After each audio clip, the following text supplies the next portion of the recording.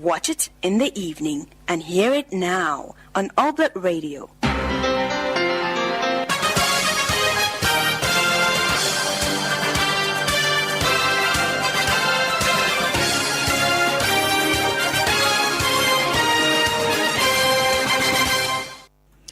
Good afternoon and welcome to you listening to Oblate Radio Liseli and those watching us on our Facebook page and the YouTube channel. With the main news, my name is Tumbeko Skuka and these are the stories making the news headlines.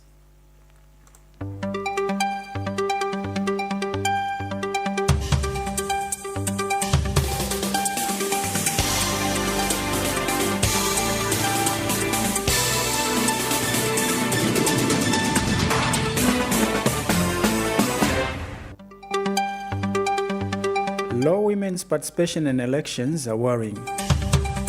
Citizens urged to report overspeeding and overloading cases.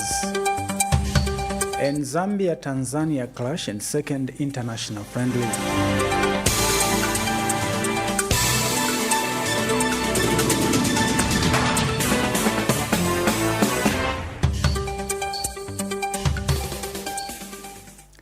We have these and other stories, but first we hear from the church. The Association of Member Episcopal Conferences in Eastern Africa, MESIA, has reaffirmed its commitment to empowering young people as key partners in building a future founded on communion, hope, justice, and good governance across the region. Delivering his closing remarks during the morning session of the 21st MESIA Plenary Assembly today, a MESIA chairperson and Bishop of the Catholic Diocese of Solwezi in Zambia, Bishop Charles Kasonde, said that this year's gathering is dedicated to reflecting on the role of young people in responding to social, political, and economic challenges facing Eastern Africa. The family, and on this journey of synodality, we are in communion, and we're ensuring that all the pockets and the facets of the family are attended to. And this is the more reason why we have given this opportunity to our young ones, so that they express themselves. And indeed, what I can say on behalf of the bishops is that we have heard, we have listened, and indeed, when we come to the business session, we'll do something according to the recommendations and whatever we can do to better this relationship so that we enhance the formation of our young ones in the church, that they are accepted within the church and also in the family, going with a thrust into the society.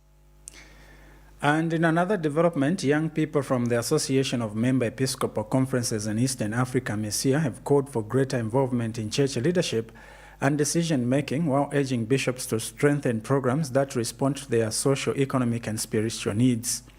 In a presentation to bishops attending the 21st MESIA Plenary Assembly, the youth delegates said young people are active members of the church who want to be recognized as partners in evangelization and pastoral work rather than simply being spoken to. The youth highlighted unemployment, poverty, mental health challenges, corruption, poor governance, and exclusion from leadership as some of the major issues affecting them across the region. The delegates further recommended the establishment of a youth office at a MESIA level, increased the youth representation in church governance, strengthened mentorship and counseling programs, and greater investment in leadership training, digital skills, and economic empowerment initiatives. Now, in other news, governance expert Kebi Kalima says women's participation in elections remain raw, adding that little has changed over the years despite continued calls for greater inclusion. Speaking to Oblate Radio Liseli News, Mr. Kalima notes that in Western Province, several women sought adoption as mayoral candidates on the ruling party ticket, but none were adopted. He says the development is worrying and reflects the continued sidelining of women by political parties in elective politics. The women participation in election this year is not different from the past years, and what we have seen is that women continue being sidelined in terms of adoptions in in politics. The situation is basically more or less the same. If you recall, for example, under Mongo, we had quite a number of women that were aspiring to stand as mayor for the mayoral positions, about 3 or so, and none of them was adopted, and these were wanted to aspire to stand on the ruling party ticket.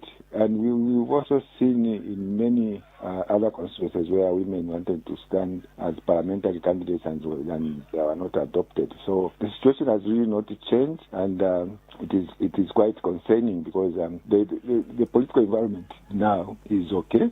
We have moved from...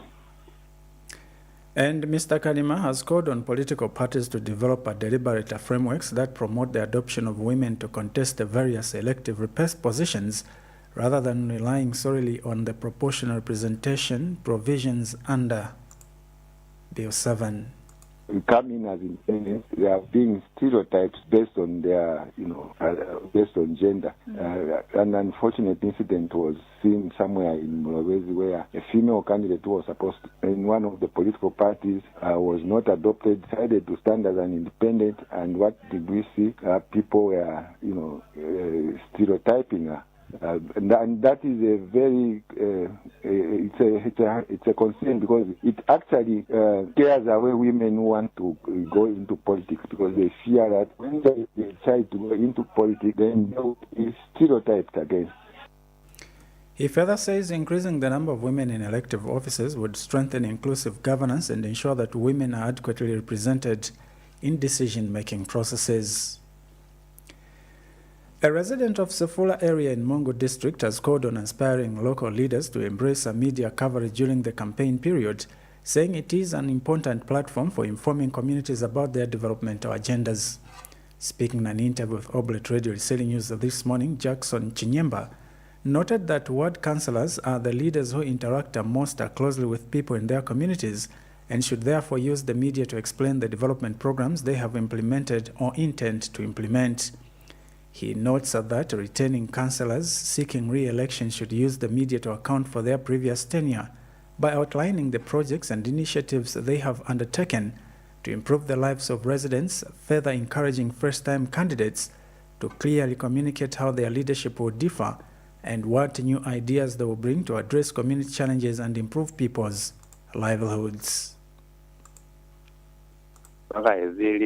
Lilimo zengata 10 years 15 years bavuziwe baizo ma interview bavuziwe kuli ikamanze mukaeza batu amukawina hape kuza 4 bavuziwe kuli zemwezeze batu 15 years mwezi kapa 10 years mwezi ilikamani bali bulele ilikuli nivo yo kuli luli kutenze baezize kapali yo sichaba makasira baba mmaliro landa baba yizima 10 years 15 years nge kwanu kwa Sefula kwanu baizi 15 years mane kwanu kono kufanya kuli zeva ezize aliziva hali kuli kilika manzeva ezize aliziva hali luli kono kuli nisichaba sazi bachiwa Sefula kwanu kwa Sefula kuli hakuna luli zeva ezize ngeva 15 years baba ezi kwanu kwa Sefula wapili 15 years.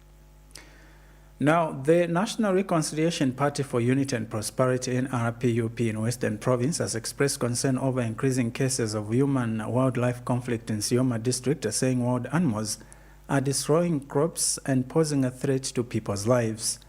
Speaking to Oblate Radio Liseli News, NRPUP Deputy Secretary General Marco Kwakamwi said communities in Sioma and surrounding areas continue to lose their fields to wild animals, threatening household food security and livelihoods.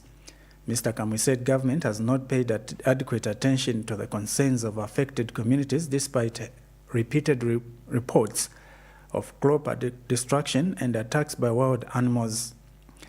He added that if elected into government, the NRPUP would prioritize measures to reduce human-wildlife conflict and protect communities in Sioma and other affected districts across Western Province.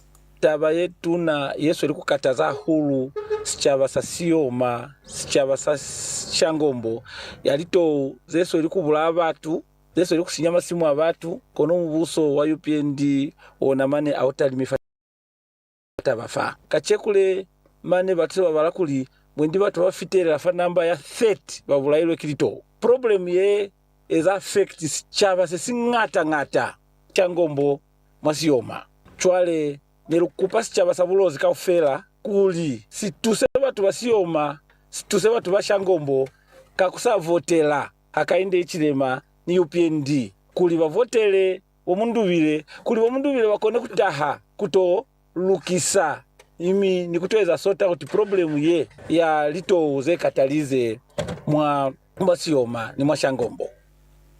Human-wildlife conflict remains a major challenge in Sioma and neighboring areas. However, the Department of National Parks and Wildlife has previously maintained that some communities have established settlements and cultivated fields along traditional wildlife corridors, resulting in frequent encounters between people and wild animals. You are listening and watching Oblate Radio Liseli main news broadcast, and the news continues. Members of the public have been urged to report any cases of overloading and buses exceeding speed limits to road transport and safety agents. Speaking in an interview with Oblate Radio Liseli News, RTSA Public Relations Officer Mkela Mangola highlights the importance of the public to report such incidents, as overloading and exceeding speed limits may cause serious repercussions like accidents. Mr. Mangola explains that RTSA has put in place guidelines for public service vehicle operators aimed at improving road safety and curbing traffic violations.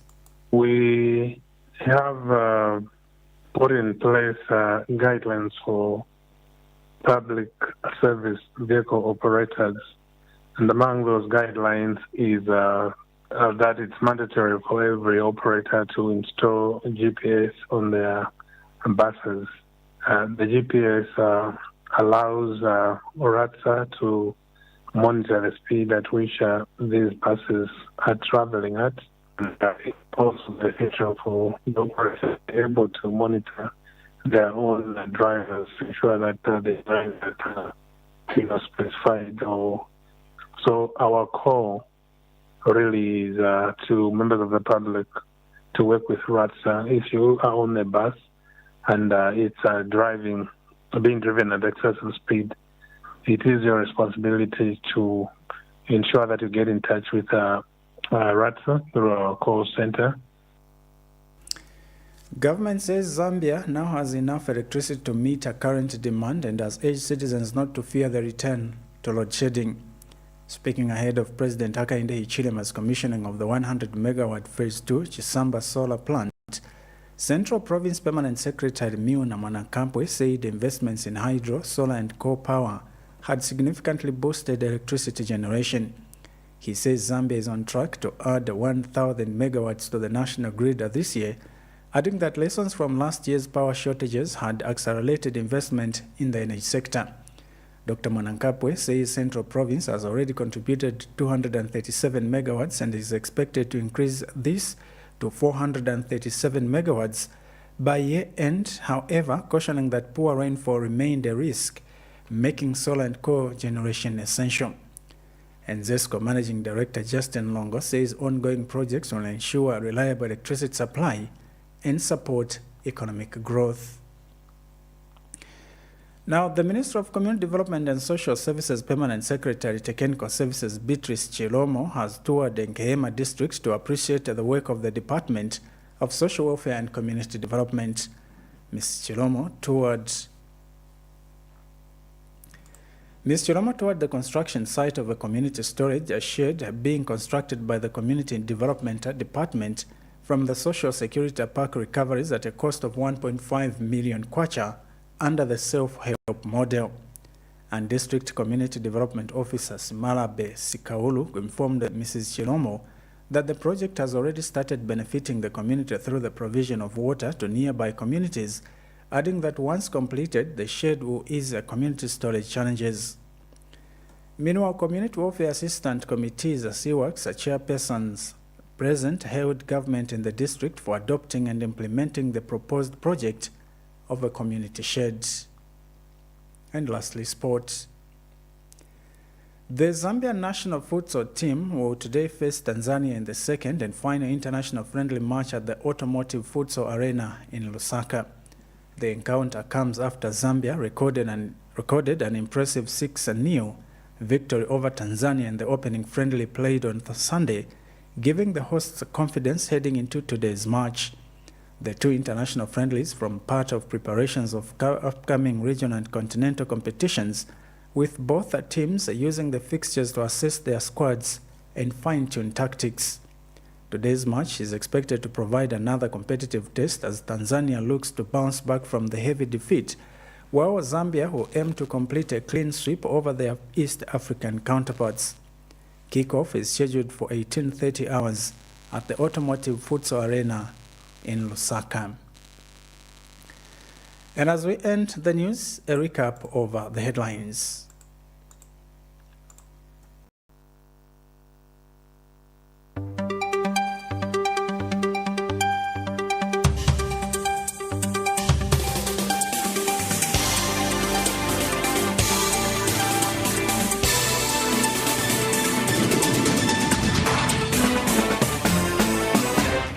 Low women's participation in elections are worrying. Citizens urged to report overspeeding and overloading cases. And Zambia-Tanzania clash in second international friendly. And that ends the main news, but if you want to share news or comment on our stories, you can call WhatsApp us on the number 0955-221641 and 0972909592. My name is Tombeko Skuka. Oblate Radio Liseli, spreading the light of Christ. Thank you very much for your time.